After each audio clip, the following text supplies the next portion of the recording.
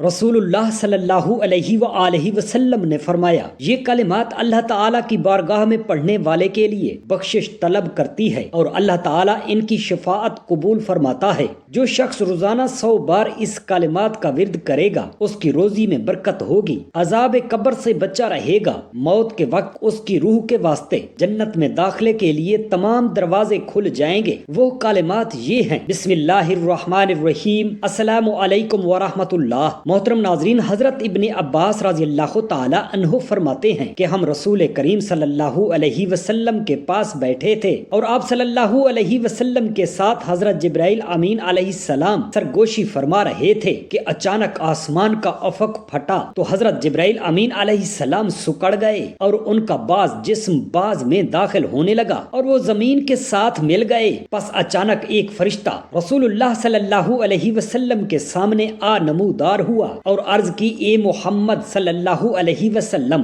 آپ کا رب آپ کو سلام فرماتا ہے اور اختیار دیتا ہے کہ آپ صاحب حکومت نبی بنے یا عبادت گزار بندہ۔ رسول کریم صلی اللہ علیہ وآلہ وسلم نے فرمایا، اسی وقت حضرت جبرائیل امین علیہ السلام نے اپنے ہاتھ کے ساتھ اشارہ کیا کہ پستی اختیار کی جائے۔ پس میں نے پہچانا کہ یہ مجھے نصیحت کر رہے ہیں۔ پس میں نے کہا، عبادت گزار نبی بننا چاہتا ہوں۔ پس وہ فرشتہ آسمان کی طرف چڑھ گیا۔ پھر میں نے کہا، اے جبرائیل، میں تم سے اس کے متعلق پوچھنا چاہتا تھا، مگر جب میں نے تیرا حال دیکھا تو رک گیا۔ اے جبرائیل، یہ کون تھا؟ حضرت جبرائیل نے عرض کیا، یہ اسرافیل علیہ السلام تھے۔ جس دن سے اللہ تعالیٰ ان کو پیدا فرمایا تب سے یہ خدا تعالیٰ کے حضور صف بستہ کھڑے ہیں اور خدا تعالیٰ کے سامنے کبھی نظر نہیں اٹھائی۔ اس کے اور رب تعالیٰ کے درمیان نور کے 70 حجاب ہیں، کوئی نور بھی ایسا نہیں مگر جب یہ اس کے قریب ہو جائے تو جل جائے۔ لوح محفوظ اس کے سامنے ہے۔ جب اللہ تعالیٰ آسمان میں یا زمین میں کسی شے کا حکم دیتے ہیں تو لوح محفوظ بلند ہو جاتی ہے، پس یہ اپنی پیشانی کو حرکت دیتا ہے اور اس میں نظر کرتا ہے۔ اگر تو وہ حکم میرے متعلق ہو تو یہ مجھے حکم دیتا ہے، اور میکائیل علیہ السلام کے متعلق ہو تو اسے حکم دیتا ہے،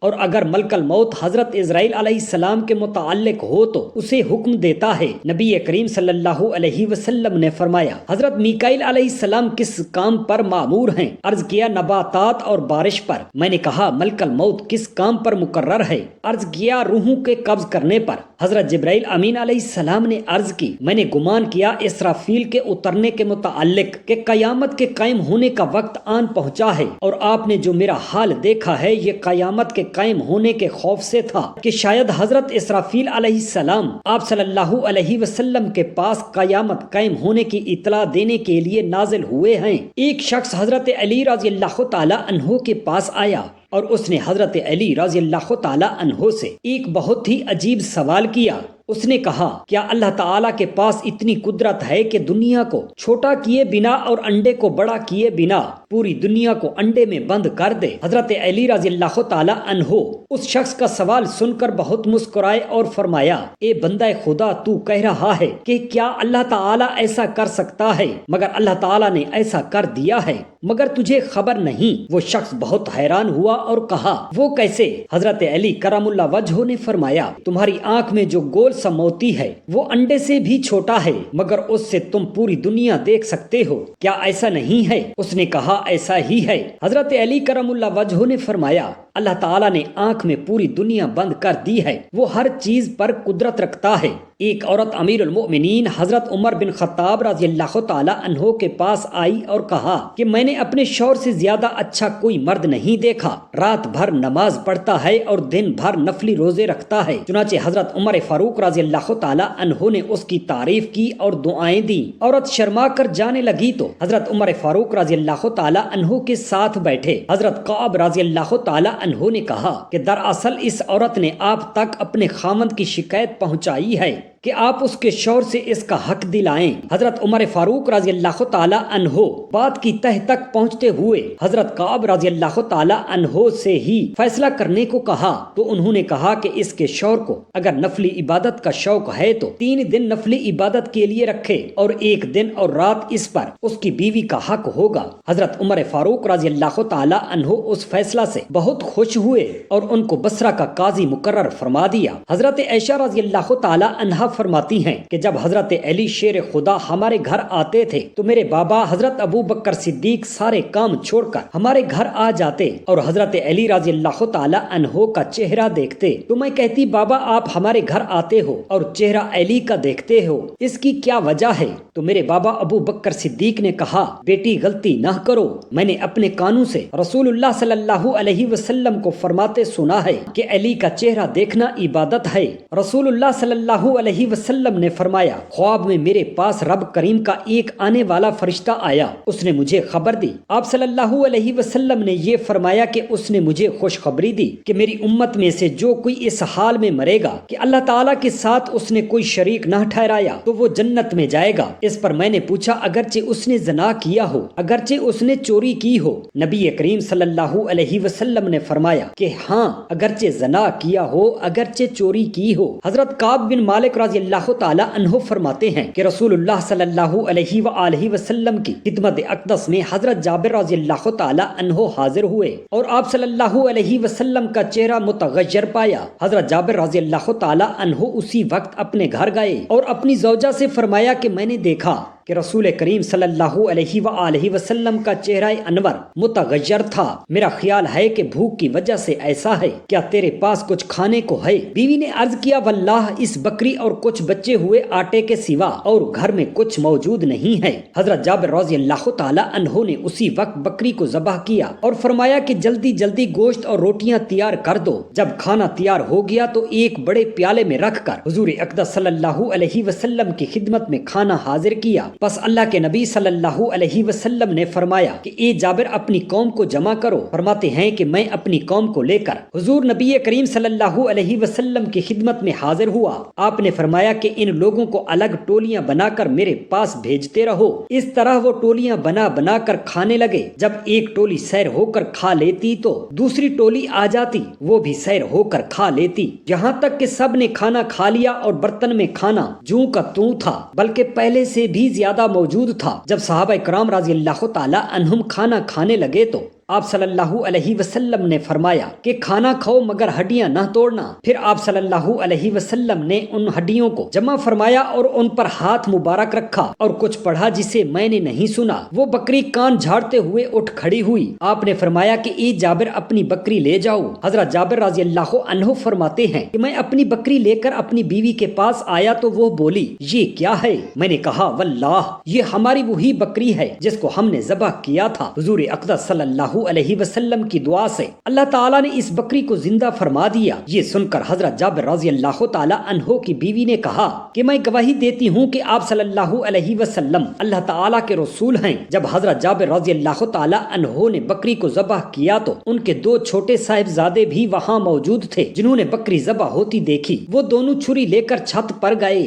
بڑے نے چھوٹے سے کہا کہ آؤ میں تمہارے ساتھ ایسا ہی کروں جیسے ہمارے والد گرامی نے بکری کے ساتھ کیا ہے۔ چنانچہ بڑے بھائی نے چھوٹے بھائی کو باندھا اور گلے پر چھری چلا دی اور نادانی میں اس کو ذبح کر دیا اور اس کا سر تن سے جدا کر دیا۔ جیسے ہی بچوں کی ماں نے اس منظر کو دیکھا تو وہ فوراً بھاگی اور بڑا بچہ ڈر کر بھاگا اور خوف سے چھت سے گرا اور مر گیا۔ حضرت جابر رضی اللہ تعالی عنہ کی زوجہ نے دونوں بچوں کی لاشوں کو اٹھایا اور اندر لا کر رکھ دیا، اس خیال سے شور اور واویلا نہ کیا کہ کہیں سے آپ صلی اللہ علیہ وسلم پریشان نہ ہوں اور یہ دعوت بے مزہ نہ ہو جائے۔ نہایت صبر و استقلال کے ساتھ بچوں پر کپڑا ڈال دیا اور اس بارے میں کسی کو بھی نہ بتلایا، حتیٰ کہ حضرت جابر رضی اللہ تعالی عنہ کو بھی نہ بتایا۔ اگرچہ دل صدمہ سے نڈھال اور خون کے آنسو رو رہا تھا مگر اس کے باوجود چہرے پر کوئی پریشانی نہ تھی، بلکہ چہرے کی تازگی کو برقرار رکھا اور کھانا پکایا۔ جب جناب رسالت مآب صلی اللہ علیہ وسلم تشریف لائے، کھانا حاضر کیا گیا تو اس وقت جبرائیل علیہ السلام حاضر خدمت ہوئے اور عرض کیا یا رسول اللہ صلی اللہ علیہ وسلم، حضرت جابر رضی اللہ تعالی عنہ کو حکم دے کہ وہ اپنے صاحبزادوں کو بلا لائے تاکہ وہ بھی آپ صلی اللہ علیہ وسلم کے ہمراہ کھانا کھانے کا شرف حاصل کر لیں۔ آپ صلی اللہ علیہ وسلم نے فرمایا اے جابر اپنے فرزندوں کو فوراً بلا لاؤ۔ حضرت جابر رضی اللہ تعالی عنہ فوراً باہر تشریف لائے اور اپنی زوجہ کو فرمایا کہ بچوں کو فوراً بلا لاؤ تاکہ حضور صلی اللہ علیہ وسلم کے ساتھ کھانا کھائیں۔ انہوں نے عرض کیا کہ بچے گھر میں موجود نہیں ہیں۔ حضرت جابر رضی اللہ تعالی عنہ نے آ کر حضور اقدس صلی اللہ علیہ وسلم کی خدمت میں عرض کیا، یا رسول اللہ صلی اللہ علیہ وسلم، بچے گھر میں موجود نہیں ہیں۔ اس پر حضور صلی اللہ علیہ وسلم نے فرمایا کہ اے جابر، اللہ تعالیٰ کا حکم ہے کہ جلدی بچوں کو بلا لاؤ۔ حضرت جابر رضی اللہ تعالی عنہ دوبارہ زوجہ کے پاس آئے اور فرمایا کہ اللہ کا حکم ہے، اس لیے بچوں کو جہاں بھی ہیں جلدی بلا لاؤ۔ بچوں کی ماں جو پہلے ہی غم سے نڈھال تھی، آنسوؤں کے سمندر کو آنکھوں میں سمائے ہوئے صبر و استقلال اور حوصلے کے ساتھ حضور صلی اللہ علیہ وسلم کی دعوت کر رہی تھی، اس نے جب یہ سنا تو آنسوؤں کا وہ سمندر جو بڑی مشکل سے رکا ہوا تھا وہ چھلک پڑا، روتے ہوئے عرض کیا کہ میں اب اپنے بچوں کو نہیں بلا سکتی۔ حضرت جابر رضی اللہ تعالی عنہ نے فرمایا کہ روتی کیوں ہو، کیا بات ہے؟ غموں سے نڈھال ماں نے حضرت جابر رضی اللہ تعالی عنہ کو کمرے کے اندر لے گئی اور دونوں شہزادوں کی لاشوں سے چادر ہٹائی اور عرض کیا کہ یہ کب کے اس دنیا سے جا چکے ہیں، میں تو آپ صلی اللہ علیہ وسلم کے آرام کی خاطر بڑے حوصلے اور صبر سے یہ سب کچھ برداشت کر کے خدمت نبی کریم صلی اللہ علیہ وسلم سے اپنی آخرت سنوار رہی تھی۔ جب حضرت جابر رضی اللہ تعالی عنہ نے یہ منظر دیکھا تو ان کی آنکھوں سے آنسو جاری ہو گئے، کیونکہ اس سے پہلے آپ رضی اللہ تعالی عنہ اس حال سے بے خبر تھے۔ دونوں شہزادوں کو اٹھایا اور حضور صلی اللہ علیہ وسلم کی خدمت اقدس میں حاضر ہو کر سارا ماجرا عرض کر دیا۔ جو ہی حضرت جابر رضی اللہ تعالی عنہ نے دونوں صاحبزادوں کی لاشوں کو حضور نبی اکرم صلی اللہ علیہ وسلم کے قدموں میں رکھا تو سارا گھر غم زدہ ہو گیا، اور ماں کی ممتا جو پہلے آداب مصطفیٰ، آرام مصطفیٰ میں صلی اللہ علیہ وسلم کے لیے خاموش تھی، زار و قطار رونے لگی۔ اللہ تعالیٰ نے جبرائیل امین علیہ السلام کو حکم دیا کہ جاؤ میرے محبوب صلی اللہ علیہ وسلم کی خدمت میں حاضر ہو کر میرا پیغام دو کہ اے محبوب،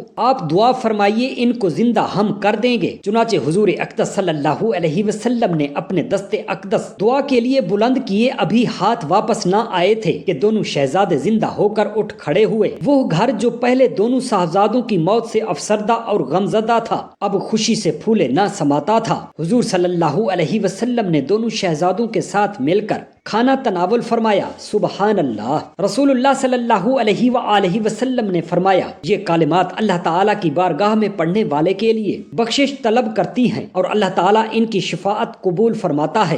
وہ کلام یہ ہے، لا الہ الا اللہ الملک الحق المبین محمد الرسول اللہ صادق الوعد الامین۔ جو شخص روزانہ 100 بار اس کا ورد کرے گا، اللہ تعالیٰ اس کی روزی میں برکت ڈالے گا، عذاب قبر سے بچا رہے گا، موت کے وقت اس کی روح کے واسطے جنت میں داخلے کے لیے تمام دروازے کھل جائیں گے۔ سبحان اللہ۔ اللہ تعالیٰ سے دست ادب ہاتھ جوڑ کر گریہ وزاری سے دعا کرتے ہیں، ہم تمام مسلمان بہن بھائیوں پر اور ہماری اولادوں پر اپنی رحمتوں کا نزول عطا فرمائے، آمین یا رب العالمین۔ جزاک اللہ خیرا کثیرا۔